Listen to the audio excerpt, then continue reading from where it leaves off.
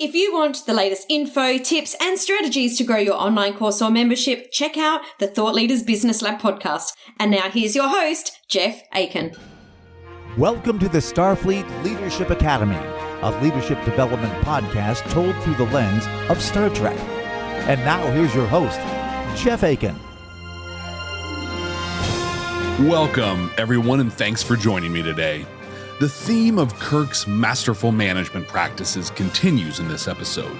He demonstrates authenticity and impressive emotional intelligence, creates a welcoming and inclusive environment, and helps his team manage through emotional responses.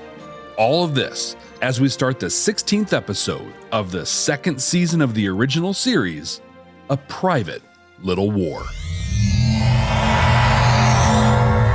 We're on some planet, and McCoy is gathering samples while Kirk and Spock explore an area. Spock finds tracks of a large, dangerous creature from this planet called a mugatu. Kirk led the survey team to this planet back about 13 years ago when he was a lieutenant.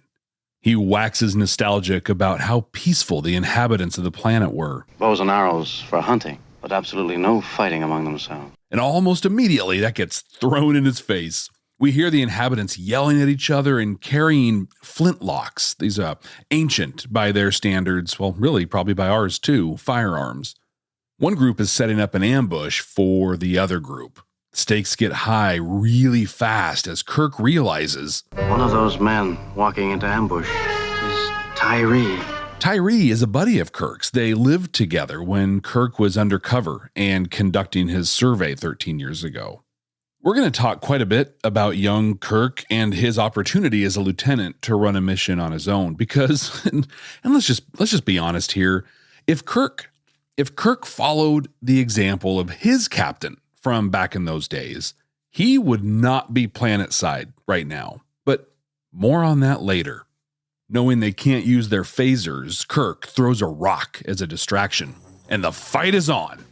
They scuffle as the crew tries to rendezvous for a beam out, but Spock gets shot right through the heart.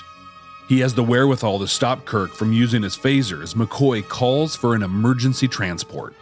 Dr. Mabenga and Nurse Chapel are waiting for them in the transporter room. McCoy shares that lucky his heart's where his liver should be, or he'd be dead now. That's a pretty racist way to assess his physiology, yeah? Well, still, he's in bad shape, but not as bad as he would have been if he had been shot actually through his heart. As Mabenga and McCoy are triaging Spock, Uhura comes over the comm with a red alert. It's Klingons. Kirk heads to the bridge and they set up their orbit to avoid detection. Kirk and Scotty debate the terms of a treaty being violated here. Kirk believes the Klingons are supplying weapons technology to the indigenous people of the planet. I mean, where else would they get the flintlocks? But Scotty says there's no proof they're getting that from the Klingons.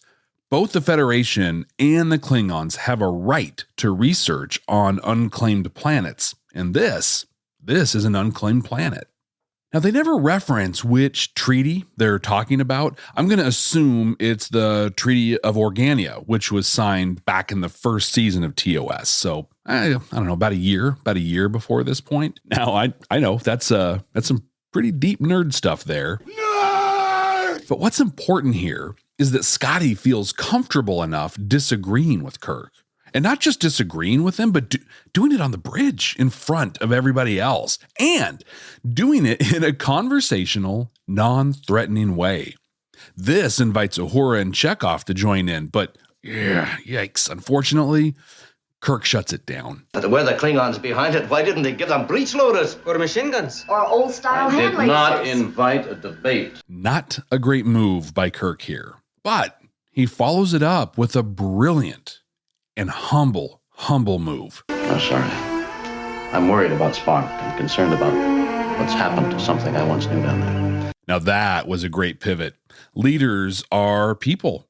And I know that might be a surprise to some of us. Heck, it might even be a surprise to some leaders out there too. I'm not a puppet. I'm a real boy. But that means that leaders make mistakes. A strong leader, though, will own those mistakes and take accountability for them. And that's exactly what Kirk did here. So not only did he recover from shutting his crew down, But he opened the door to more of a connection with them because he was open, he was honest, and he was vulnerable. We learned that Dr. M'Benga interned on a Vulcan ward, so he knows their physiology really well. McCoy actually says that Spock couldn't possibly be in better hands. He explains that his body will remain basically unconscious as it heals itself. And then Dr. M'Benga tells Nurse Chapel that if Spock wakes up, she needs to do absolutely anything Spock tells her to. It'll be part of the healing process, no matter how ridiculous it might sound. While that conversation is going on, McCoy and Kirk have a great back and forth where Kirk once again flexes his manager muscles. I can't leave Spock at this time. You just indicated you could. And then it gets even better. He wants McCoy to go with him to the planet to see if the Klingons are legitimately conducting research or not. And then he owns his bias and he owns his limitation. And I need help. Advice I can trust. They head to the planet's surface, dressed as native inhabitants. Scotty is left in charge of the ship and warns Kirk that to remain undetected by the Klingons, they'll be out of communication and transporter range sporadically, so they set up predetermined rendezvous times. Kirk decides not to risk checking in with Starfleet Command because that could jeopardize their ability to stay hidden by sending that communication out. But to his credit, he at least notes this in his log so that if something goes south, it's documented that why he's doing this on his own. They beam down to the planet, and they're wearing the weird civilian outfit that Commander Shepard can wear in Mass Effect 2. I don't know why anybody would ever pick that one. But they did decide to skip out on the really stylish wigs that the inhabitants wear, though. Within seconds of materializing, a mugatu attacks. But you can help these children, Derek, by killing the Prime Minister of Malaysia. McCoy blasts it with his phaser, but not before Kirk is infected with its poison. The Enterprise is at a communicator range, so they decide to try and find Tyree. Kirk believes his people can cure the poison. They get to the village, and the villagers fetch Tyree. Tyree is the leader of the village now, and his wife is the one who knows how to cure the poison, and she is something else. We see them on the hunt, Tyree with his bow and arrow. She is pressuring him hard to get the fire sticks that the villagers have. We also learn that she and her people understand the herbs of this planet, use them for both medicine and to manipulate people by basically getting them super high. In the cave, McCoy uses his phaser to heat up rocks around Kirk as he's in extreme shock. While he's finishing up and isn't watching the cave entrance, Tyree's wife, Nona, sees him using that phaser. She doesn't say anything, but she gets that knowing look on her face. She heads out of the cave and talks to Tyree, ends up manipulating him into telling Kirk's whole story. Which honestly, how does Tyree even know the whole story unless Kirk actually blew it on his mission back 13 years ago, right? And told him the whole story about being from a spaceship and all that stuff. Tyree agrees to tell the story. Tyree and Nona enter the cave and come to McCoy. She has a Mako root, which is basically a wobbly rubber poop toy you used to be able to order out of the back of a magazine. Poop! She puts it on the mugatu wound while Tyree beats a drum. And bam! He's healed up. God bless McCoy in this scene. He just looks disgusted and horrified. But he lets it happen. He knows that there's nothing he can do to help Kirk, and this is the best option he's got. He thanks Nona, and then he says, I would like to learn more about this. Which is great. You have to love the curiosity he shows here. This is McCoy demonstrating cultural competence like a pro. He absolutely has his own biases here, but he doesn't approach this from a place of judgment. No, he's curious. He wants to understand. But he gets a cryptic answer that basically amounts to, well, Kirk and Nona are joined now, and he won't be able to refuse her any wish. Kirk wakes up and is excited to see Tyree. They head off to talk about the villagers and their firearms. He says the fire sticks started being used about a year ago. He agrees to take Kirk and McCoy to the village to scope it out. Nona comes in and says she knows about the phasers, and Tyree has told me much of you. well, looks like the cat's out of the bag. She tries pressuring them to share everything with her, but Kirk stands up to her and explains that both their ethics and their rules prohibit them from sharing technology like this. She continues to press the point, and Tyree stands up for himself. He insists they deal with this peacefully and that they do not kill. Nona is deeply offended and storms off. He has the wrong friends. I had the wrong husband. Tyree supports Kirk, though, and they head off towards the village. They arrive, and Kirk is worried they're going to have to fight. McCoy is so awesome.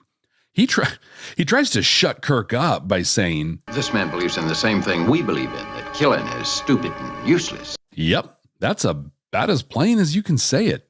In one of the buildings, we meet the leader of the villagers, Apella, who's meeting, with a Klingon, Krell. He's giving improvements on the design of the firearms.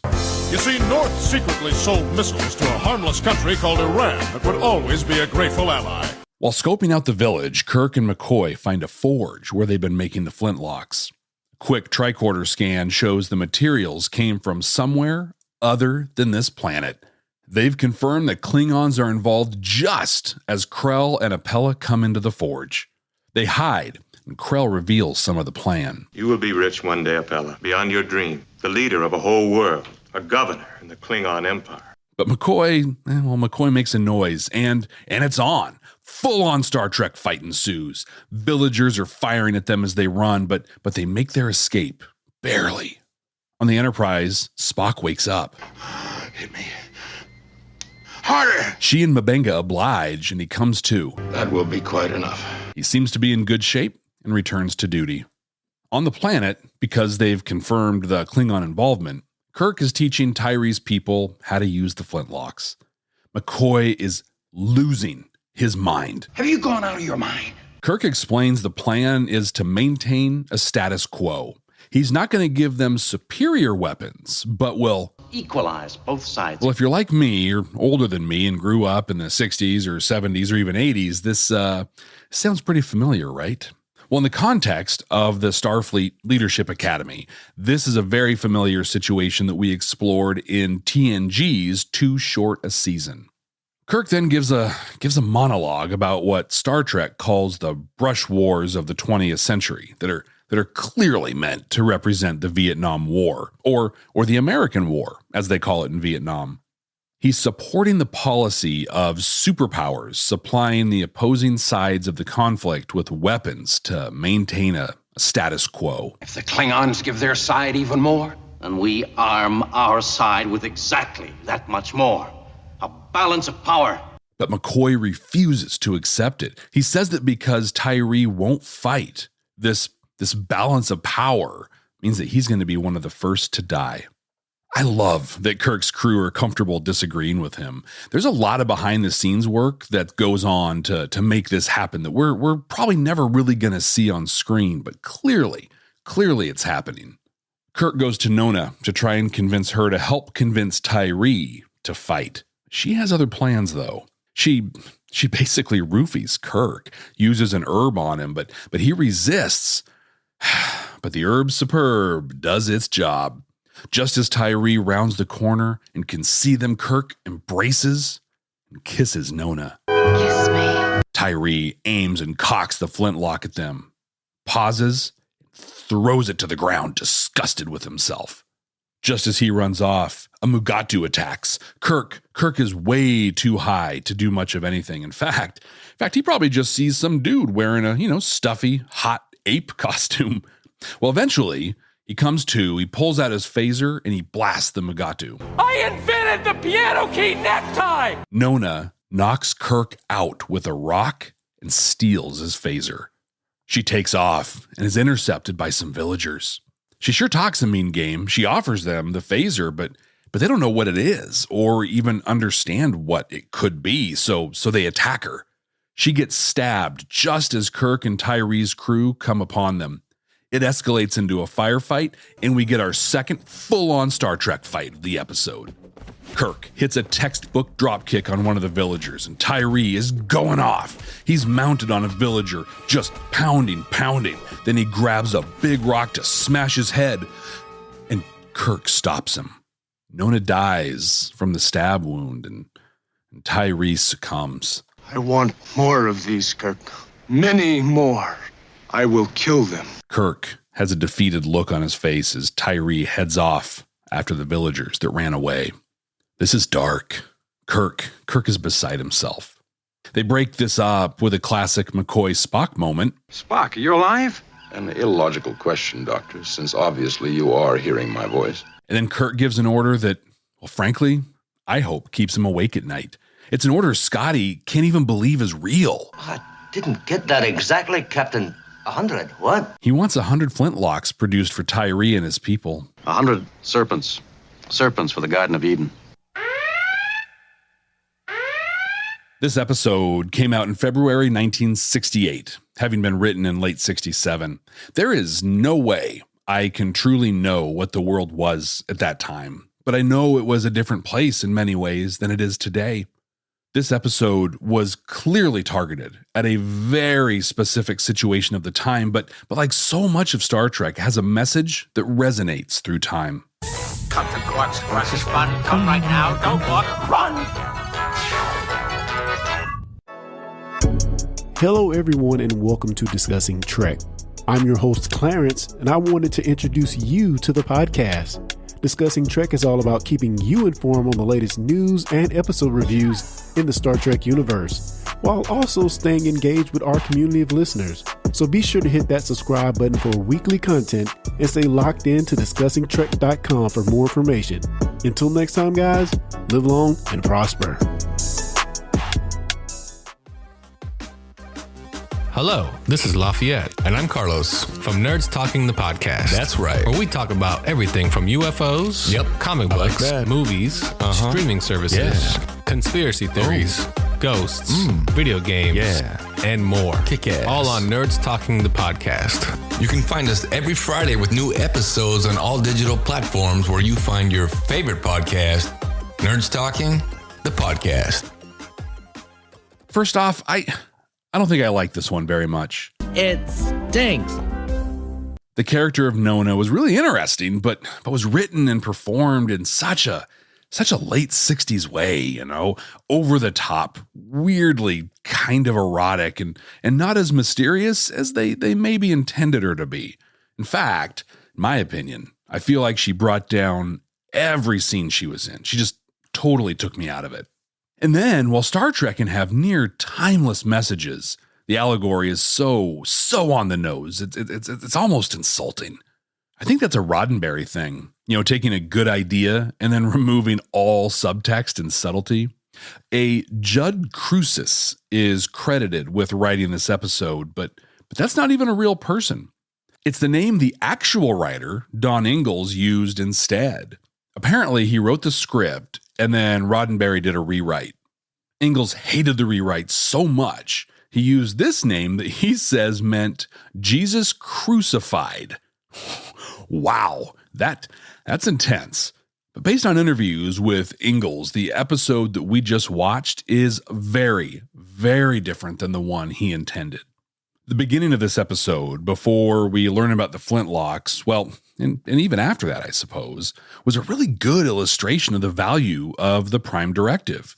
Here's a planet and a culture that left to itself could grow and develop into a peaceful utopia in, I don't know, a few thousand years. I mean, at least based on a Lieutenant Kirk's assessment. But through interference, now they're on a path to violence, war, and destruction. The Serpent in Eden reference was very on point, very, very accurate. Command codes verified. I'll be honest, on my first watch through of this, I thought this would be the episode I couldn't find any takeaways or lessons in. Wow, was I wrong. We're going to see the brilliance of Kirk's management as he creates safe and inclusive environments, is open and vulnerable, and helps manage through his emotions and the emotions of his crew. Well, most of the time. The Starfleet Leadership Academy is supported by listeners just like you. Click the link in the show notes to support the ongoing production of this podcast. Let me start right off by calling this episode out for doing what so much of the original series and Enterprise did. They made this about the captain instead of the crew that should have been running this mission. Why? Why in the world was Kirk on the planet's surface when they were just surveying plants and herbs? He had no business being there. I mean, Sulu, right? You know, the guy that isn't even in this episode? Sulu is a trained botanist, but no, it's got to be Kirk that's down there.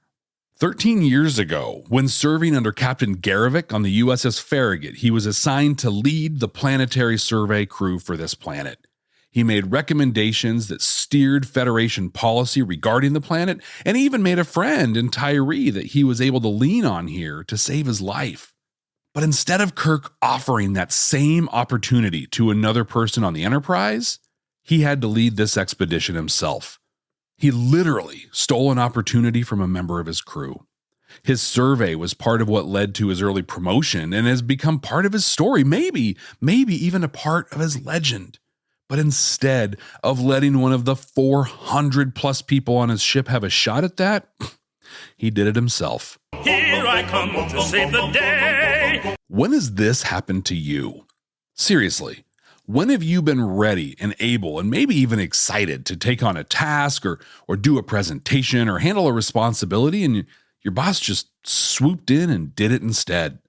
Not only does that feel terrible, but when that happens, you're missing out on a valuable opportunity. Let me give a personal example here. I recently hired a new sales manager for one of my organizations. They're super talented, but pretty inexperienced. We've only been working together a few months, but we've worked together closely on a number of pitches and opportunities. For the first few, I drove the discussions and they observed. Then we shared roles where we pitched together, with them taking more and more of the pitch each time. Now, this shouldn't sound too groundbreaking or revolutionary to most of you. I mean, this is kind of how you do it, right? Well, after a short amount of time, they were ready and able to rock it on their own. I mean, they've been doing a great job. That is, until I messed it up by being Kirk. One of our long-term clients reached out directly to me to make some modifications to our agreement. Normally, when those come in, I send it off to my sales manager and they do what they do. But this was somebody I've worked with for a lot of years, so I took the meeting myself. And what's worse, I didn't even bother telling my sales manager. We meet, we have our call, work out the details, have a few laughs. You know, it's great. That is, until it wasn't. After that, I met with my sales manager and explained what I had done and what I had agreed to. And it absolutely did not work for her. She'd already committed the person I promised to our client and promised them over the same dates that I'd committed them to. Whoops. Now, we were able to fix that. You know, I ate a little humble pie with the client, renegotiated dates, and we were good. Super easy. But now I've damaged my relationship with a newer member of the team that is just absolutely critical to operations. And not only that, I robbed them of the opportunity to meet this important client. I screwed up big time, and the organization suffered because of it. To keep this from happening again, it's on me. I have to pause. When people reach out to me, I can't try to be the hero. That is not my job. My job is to develop my team and help create other heroes. That's what Captain Garevik did for Kirk. But Kirk and I held onto the ball. We both dropped it too. Now for me, I have the responsibility and the desire to repair an important professional relationship. Kirk, arguably, plunged a culture and civilization into a cycle of violence and war. But at the core of it, we both did tremendous damage because we wanted to be in the front. And that offers a decent segue into the takeaway. Managing emotions. I let my emotions drive me. I let my excitement to work with a fun person and group override what I knew I should have done. Now, despite all that, Kirk shines as a manager and as a human in a couple of scenes here. First, and we'll talk about this more here in a little bit, Kirk has worked to create an environment where it's safe for people to disagree with him. That is so awesome. Author and speaker L. David Marquis, you've heard me reference him before, says the most valuable opinion is a dissenting opinion because it offers a different view of a situation or a problem. But in this episode, while that's happening with Scotty, Uhura, and Chekhov on the bridge, he lets his emotions get the better of him and he snaps. I did not invite a debate. He let his emotions override the environment he's worked hard to create, but he immediately owns this. I'm sorry. I'm worried about Spock. Like I said, leaders are human. And according to Spock, that makes us flawed. I don't know that I'd say we're flawed necessarily, but we absolutely need to work hard to manage our reactions to situations. And frankly, it's not always possible. In fact, Kirk's reaction here is directly related to how deeply he cares for his friend. It would be inhuman for him to not be impacted by what's happened to Spock. But he still has a responsibility to his team and to his crew. Spock's crisis does not give Kirk permission to disrespect his crew, so he manages his emotions here by being vulnerable.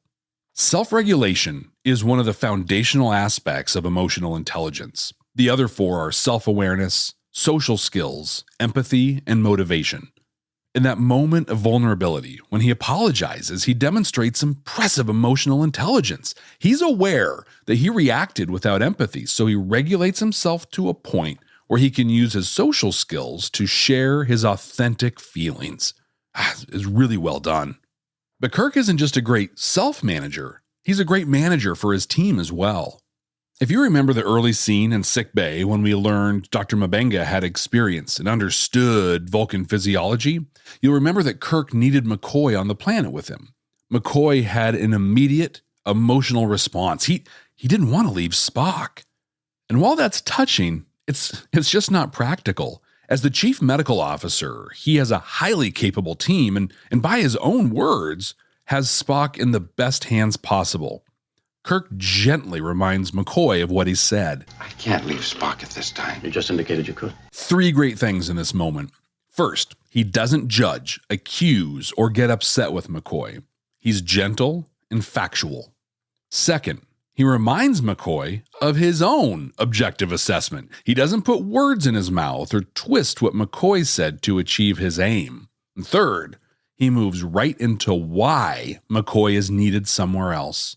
So he's gentle and objective, acknowledges and uses McCoy's words, and gives him immediate purpose. And when he gives that purpose, once again, he's honest and vulnerable. In fact, Kirk's vulnerability as a leader plays a huge role in much of this episode. We saw him acknowledge that he was distracted because of Spock's injury, and we saw him ask McCoy for help. I've worked with leaders and managers before, and I'm sure you have too, that feel some, weird need to appear bulletproof, right? They're constantly unflappable. They try to appear impervious to the dumpster fires they may be surrounded by. I can assure you that at this time there is no reason for alarm, but... And those are very frustrating people to work with. But luckily, Kirk isn't one of those people. Nope, he sets an example here that we can all follow, and we should all follow. Let's dissect the moment he snapped at the crew on the bridge. Scotty, Chekhov, and Uhura were offering their input and opinions that happened to be contrary to Kirk's, and he just shut them down hard. Now, you do that more than one time, and I promise you, people will stop disagreeing with you because you just made it clear that you're right, no matter what, and you aren't interested in other opinions. And that's akin to death for a team or an organization. He didn't stop there, though. He caught himself and then made himself vulnerable by sharing his fear and his feelings. In that moment of vulnerability, he bought more than you might think.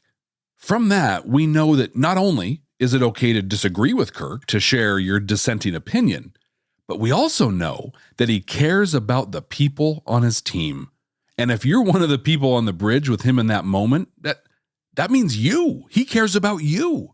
In that second of honesty and vulnerability, he clearly communicated that he cares for the people he works with. And I don't know about you, but me, I just might fight rabid dogs for somebody that cares about me like that. The same goes with McCoy. He could have just shut him down on his worry for Spock and told him he was beaming down with him. Instead, he asked for help. Oh, that is powerful. We talked about that with Janeway and Neelix in Voyager's Homestead episode. Generally speaking, people want to help. Makes them feel important, makes them feel needed. And that's what Kirk did here. He made McCoy feel needed. And for me, if I know someone cares about me and needs me, well, I just might fight rabid dogs for them. Sorry, I think I have some weird obsession right now with rabid dogs.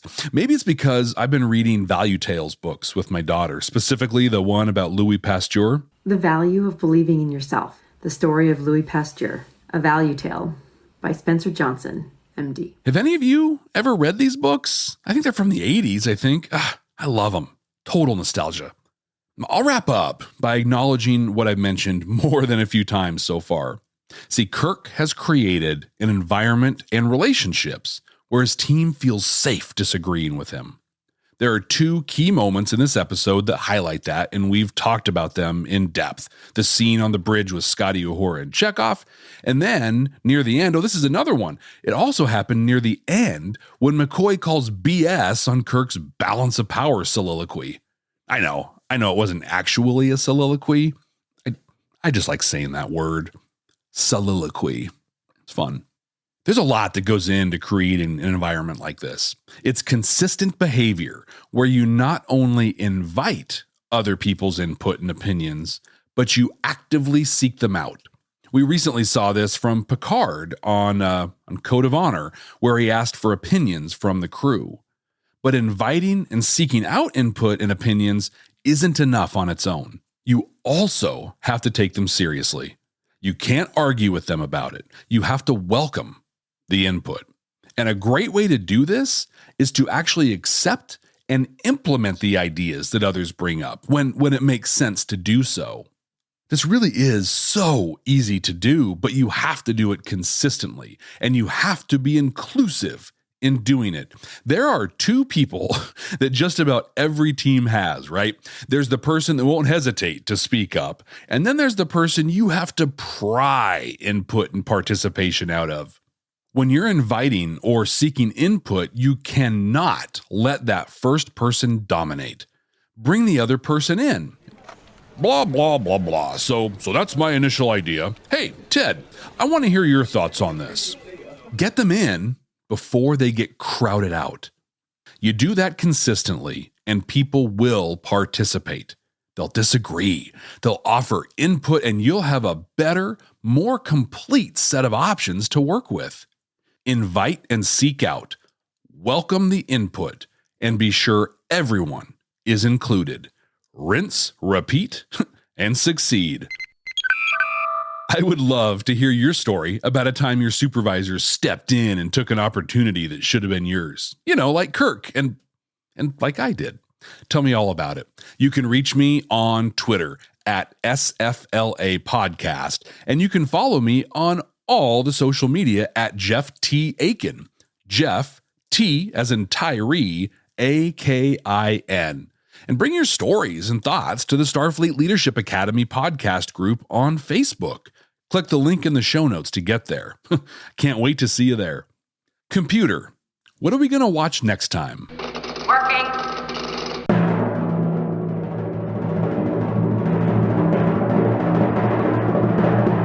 Season 5, Episode 8 of Deep Space Nine, Things Past. How timely. I recently recorded an episode with Brent on the Beam Me Up podcast to talk about this season of Deep Space Nine. I'm not sure if that episode is out yet, but I recommend this podcast to all of you. It's the Beam Me Up podcast. It's a fun way to watch through Star Trek. In this episode, we'll get a real look at the Cardassian occupation on Deep Space Nine, then called Terok Nor. I'm looking forward to it. But until then, ex Astra Scientia.